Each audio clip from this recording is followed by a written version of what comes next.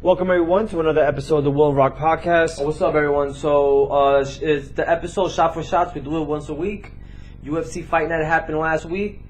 We got the results in. Somebody's gonna be taking more shots than others, you know. Yeah, this card was a really good card too. So I was really impressed with this card. Well, let's start off, man. Sure. So the first fight on the card was Sage Norcup versus Thibault Gaudy. Now, you had Sage Norcup. You had Sage Norcup. I had Thibault. Sage Norcup took the victory.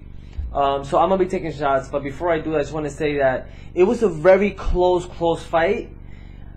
I don't know if Sage Norcup won that fight. If it wasn't in Texas, he probably would have not won. All right. So with that being said, I totally agree with you. And you know what? The biggest issue I have with this kid is that he takes way too many risks out there, man.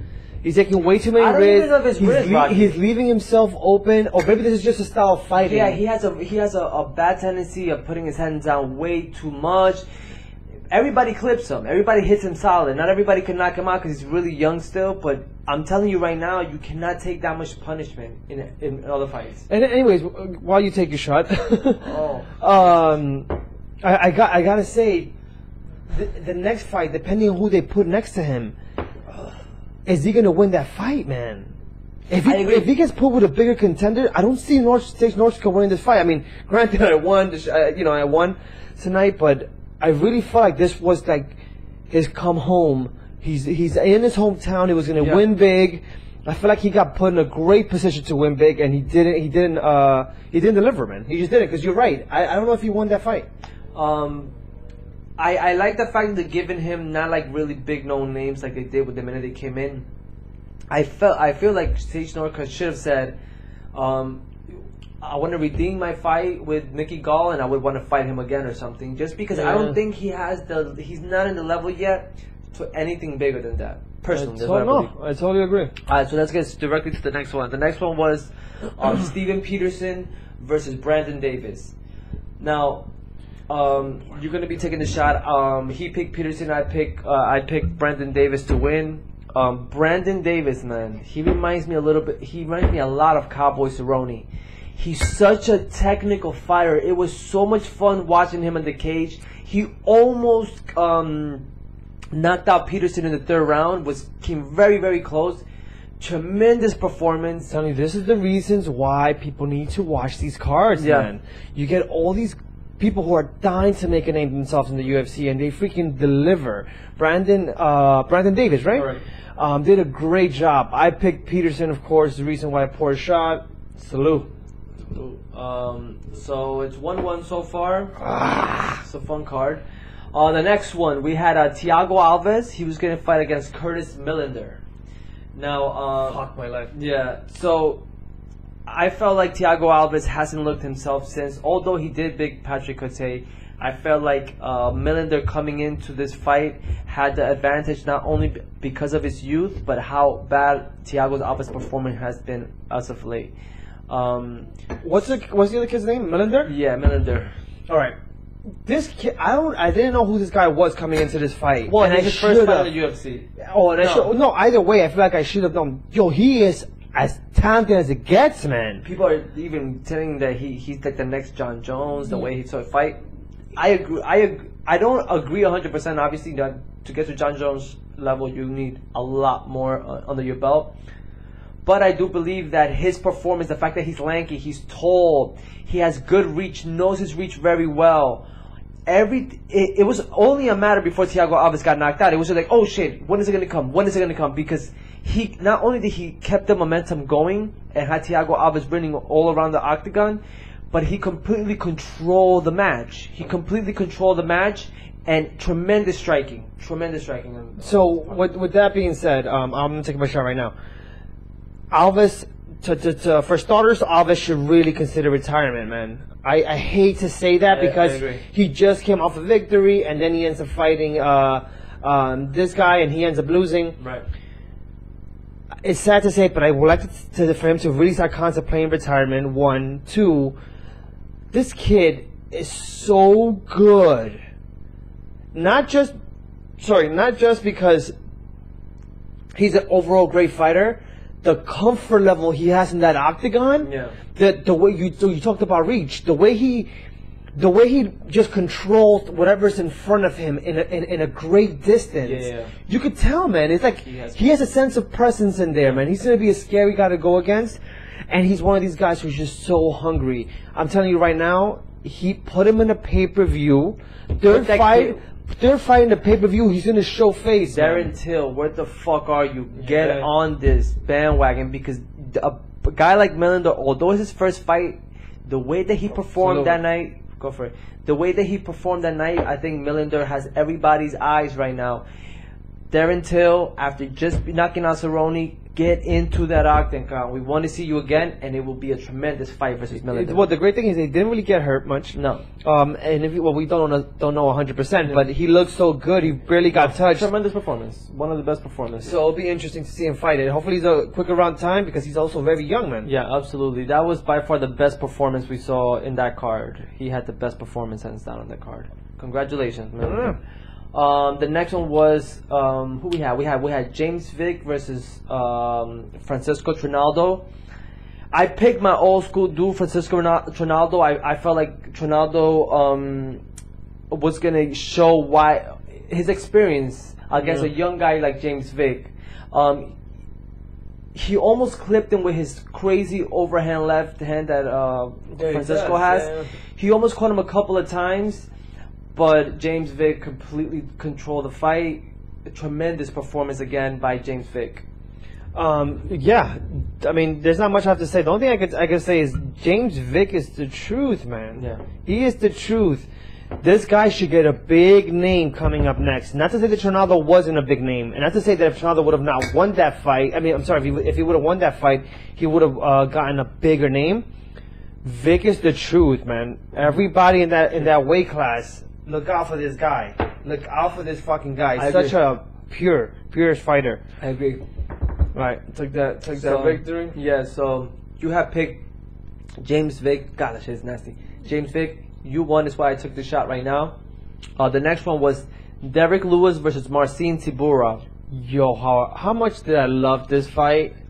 This is your typical grappler versus knockout artist type of fight. And the fact that the other guy could not take out Lewis, man, like, he had to fight. Yeah. He totally had to fight. But that tells you when you fight someone like Derek Lewis or any of these heavyweights, it just takes one little mistake and those big hands come to your face. But let me, the impressive thing about this fight is the power, right, of Derek Lewis. Not the power that he has at all time, right? Think about it, right? First round, Lewis almost catches him. The round completely ended up with Marcin all over him on top, right? Second round, you could pretty much say the same thing with the way the second round first started. Derek Lewis, again, got him with a good punch. Marcin took him down again. That was pretty much the end of the fight. The third round comes. He's been on the ground trying to get up. He's tired. He's exhausted. In the third round, still has the power to knock him out, and the way he knocked him out too. He was on the floor with like 2 minutes left. Yeah, it was such a great fight. It was great punches. The way the accuracy to those punches that he threw at the end. Yeah, but with that being said, Derek Lewis did not have a good performance. Yes, he knocked him out. Yes, he was by 2 minutes. If anybody else would have fought him, they would have kept him on the floor the whole time. Submit him is what could have been an easy possibility because he gave his back a couple of times during the fight. No. He wasn't fighting a guy that was a black belt in Brazilian Jiu-Jitsu. If he was, a Fabricio Verdum would have ate him alive. Yeah, I was going to say, that's just the bad... Please don't make that fight. Whoever it is, don't make that fight. The fight to make is Derek Lewis versus Francis Gano. That is the fight to make. Shit.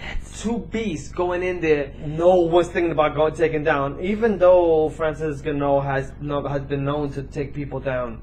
Yeah, but he's known for his knockout power. Yeah, so it's like who's gonna knock who out, and that's how you're gonna advertise that fight to begin with. Yeah, you know what I'm saying. But we both picked Derek Lewis. We both picked Derek Lewis. No one takes shots. Thank God.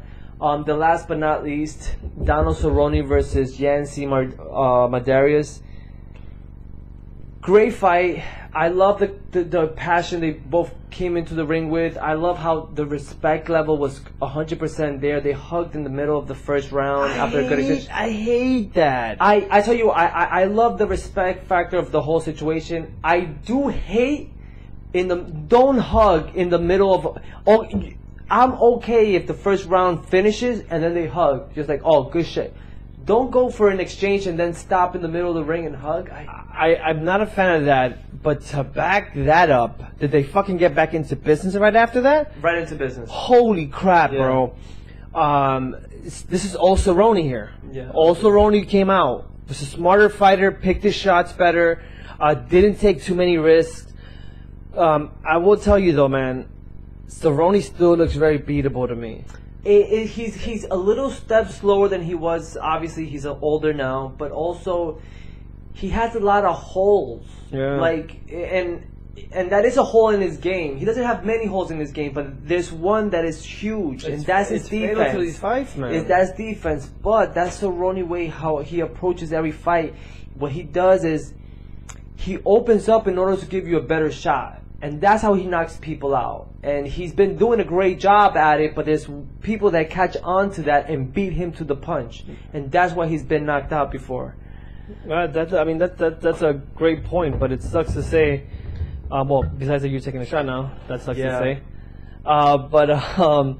That even though in his victory, and a great victory, the way he won, by the way, what an amazing fight on both parts. And I will tell you, that was the second best fight of the night. Absolutely, yeah. Although it ended pretty early for the most part, everything about the background story, the whole wine, by just being such a freaking gentleman. What happened after the fight? That she went out the octagon to hug Cerrone's mom, grandma. They gave her a crazy ass peck. Oh really? Oh, that's disgusting. Thank you for sharing that. It just had a great storyline to it, a good feel fight, which is not many out there. You can say, you know what I mean? There's always a blood war everywhere you go, but it was a great card. There was a lot of people that really shined. You know, Brandon Davis and Curtis Millender obviously took that fight card. I give it to Millender. I think Millender showed just top level skills in that octagon. It was so much fun watching him. He seems very dominant. He's the real next big thing besides Brandon Davis that is coming out of that card, and just looking forward to watching him fight. Hell yeah, all these young guys, dude, and the turnaround time is a lot faster. Yeah, man. Just really glad that we're able to talk about these little cards that one day we're gonna talk about. One day, like, oh, you remember this guy? Yeah, remember that guy? Yeah, I do agree with you 100%. All right, guys. Well, it's a wrap. Don't forget to follow us on Instagram, the Will and Rock Podcast. We actually were thinking into changing our name, maybe a few more podcasts before we do that. We have to think about a really good one. Yeah. If you guys have any suggestions, feel free to write to us. On YouTube, right, on the Will and Rock Podcast. Please write names, cool names that you think that we should change. A little bit tired of our names, just like the way we have it set up. So we'll see how it plays out. All right, guys. Peace. Peace.